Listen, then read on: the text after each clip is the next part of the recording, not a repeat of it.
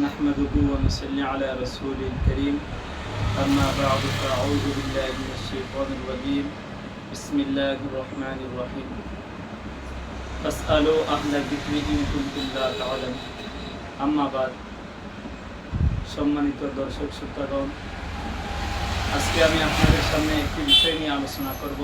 সেটি হলো যে আমরা নামাজের মধ্যে হাত কোথায় বাঁধব। আসলে ইদানিং কিছু ভাইয়েরা দেখা যায় যে নামাজের মধ্যে তারা হাত বুকের উপরে বাঁধে, আর যারা আমরা হানাফি মাযহাবের অনুসারী আমরা নাভির নিচে হাত বাঁধি। আসলে কোনটা সঠিক?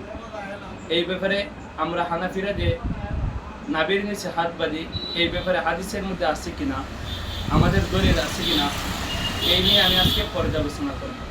প্রথমে আসি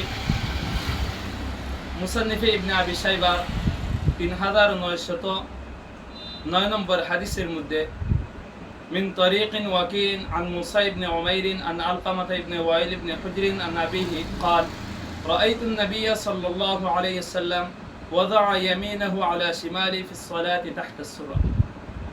মুসান্নিফ ইবনে আবি শাইবা 3909 নম্বর হাদিস, এর মধ্যে বর্ণনা করেছেন যে ওয়াইল ইবনে হুজর তিনি তার পিতা থেকে বর্ণনা করেন যে আমি নবী করিম সাল্লাল্লাহু আলাইহি সাল্লামকে দেখেছি, তিনি তার ডান হাতকে বাম হাতের উপর রেখেছেন তাহতা সুররা অর্থাৎ নাভির নিচে।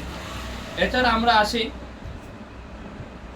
মুসান্নিফ ইবনে আবি শাইবার 9963 নম্বর হাদিসের মধ্যে আছে من طريق يزيد بن هارون قال أخبرنا حجاج بن حسان قال سمعت أبي مدلز قال قلت كيف أصنع قال يضع باطن كف يميني على ظاهر كف شمالي ويجعلها أسفل من السرة।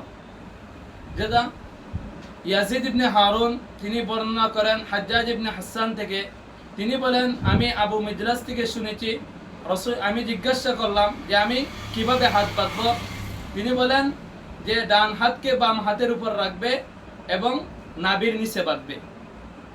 এছাড়া ইমাম আলবানী রহিমাল্লাহু তাআলা আনহু যে নাভির উপরে হাত বাঁধার ক্ষেত্রে আসলে এটা কোথায় থেকে এসেছে, ইমাম আলবানী রহিমাল্লাহু তাআলা আনহু তার কিতাব ইরওয়াউল গালিল 2 নম্বর খণ্ড 71 নম্বর পৃষ্ঠার মধ্যে উল্লেখ করেছেন আসআদুন নাসি বিহাদিহি সুন্নাতি সহিহাতিল মুবারাকা আল ইমাম ইসহাক ইবনে রাওয়িয়া ফাকাদ যাকারা আল মারুজি ফি মাসাইল কান ইসহাক ইউতিরু বিনা ওয়া ইয়ারফাউ ইয়াদাইহি ফিল কুনুত ওয়া ইয়াকনুতু ক্বাবলা আর-রুকু ওয়া ইয়াদাউ ইয়াদাইহি আলা সাদিয়াইহি।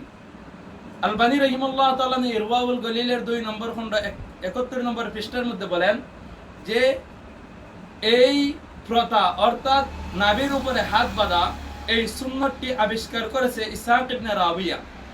যে ইসহাক ইবনে রাওয়িয়া তিনি নাভির উপরে হাত বাঁধতেন, কিন্তু ইমাম মারুজি রহমতুল্লাহ আলাইহি তিনি উল্লেখ করেছেন যে ইসহাক ইবনে রাওয়িয়া তিনি আমাদেরকে নিয়ে উতিরের নামাজ পড়তেন রমজান মাসে, আর উতিরের নামাজের সময় তিনি দোয়ায়ে কুনুত অর্থাৎ রুকুর পূর্বে যখন আদায় করতেন তখন তিনি তার হাতকে বুকের উপরে রাখতেন। সুতরাং দোয়ায়ে কুনুতের সময় হাতকে বুকের উপরে রাখতেন, মানে দোয়ায়ে কুনুত পড়ার সময় এইভাবে হাত উঠাইতেন। সুতরাং এটা দ্বারা প্রমাণিত হয় না যে হযরত ইসহাক ইবনে রাওয়িয়া তিনি বুকের উপরে হাত বাঁধতেন, এটা প্রমাণিত হয় না, অর্থাৎ দোয়ায়ে কুনুত পড়ার সময় এইভাবে হাত উঠাইতেন।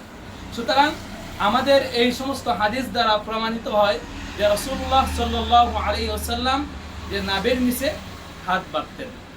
এছাড়া আমরা আহলে হাদিস ভাইদের যে সমস্ত হাদিস দ্বারা তারা প্রমাণ করে যে বুকের উপরে হাত বাঁধতে হবে, তাদের আমরা আজকে দেখি যে তারা কোন দলিলের ভিত্তিতে তারা বুকের উপরে হাত বাঁধে। তাদের দলিল عن وائل بن حجر قال صليت مع النبي صلى الله عليه وسلم وضع يمينه على يده اليسرى على صدره। সহিহ ইবনে খুজাইমার 479 নম্বর পৃষ্ঠার মধ্যে আছে। এই হাদিসের মধ্যে আছে ওয়াইল ইবনে হুজর তিনি বলেন আমি নবী করিম সাল্লাল্লাহু আলাইহি সাল্লামের সাথে নামাজ পড়েছি, তিনি ডান হাতকে বাম হাতের উপর রাখতেন আলা সদরিহি অর্থাৎ বুকের উপরে। এই হাদিসের ব্যাপারে আলবানী রাহিমাহুল্লাহ তাআলা বলছেন قال الباني هذا الحديث ফি হাশিয়াতি ইসনাদু যায়ীফুন, আলবানী বলেন এই হাদিসের সনদ হলো যায়ীফ। লিআন্না ফিহি মুআম্মাল ইবনে ইসমাঈল, কেননা এই হাদিসের সনদের মধ্যে একজন রাবী আছে মুআম্মাল ইবনে ইসমাঈল, তার ব্যাপারে কিলোকাল আছে।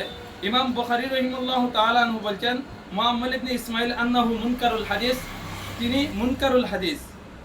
আর ইমাম হাতিম রাহমাতুল্লাহি আলাইহি বলছেন আন্নাহু কাসীরাল খাতা, যে তিনি অধিক ভুল করে থাকতেন। আর ইমাম নাসাই রাহিমাহুল্লাহ তাআলা আনহু বলছেন ওয়াযা, যে তিনি হাদিসকে জাল করতেন, তাহলে অনেক হাদিস জাল বর্ণনা করতেন। সুতরাং তারা এই হাদিসের ভিত্তিতে যে বলে থাকে যে বুকের উপরে হাত বাঁধা, অথচ তাদের ইমাম, তাদের গুরু ঠাকুর ইমাম আলবানী রাহিমাহুল্লাহ তাআলা এই হাদিসকে যঈফ বলেছেন। এছাড়া ইমাম বুখারী রাহিমাহুল্লাহ তাআলা মুআম্মাল ইবনে ইসমাঈলকে বলেছেন যে তিনি মুনকারুল হাদিস। ইমাম আলবানী রাহিমাহুল্লাহ তাআলা বলেছেন ওয়াযা, যে তিনি হাদিসকে জাল করতেন। সুতরাং এই হাদিস হলো যঈফ। আর যঈফ হাদিস দ্বারা কে সহিহ হাদিসের উপর প্রাধান্য দেওয়া যায় না। হ্যাঁ, যদি যঈফ হাদিস এমন হয় যে একাধিক হাদিস সহিহ আছে যঈফ আছে, তাহলে এমত অবস্থায় যঈফ হাদিস ওই সহিহ হাদিস আসার কারণে এটা সনদ বিশুদ্ধ হয়ে যায়।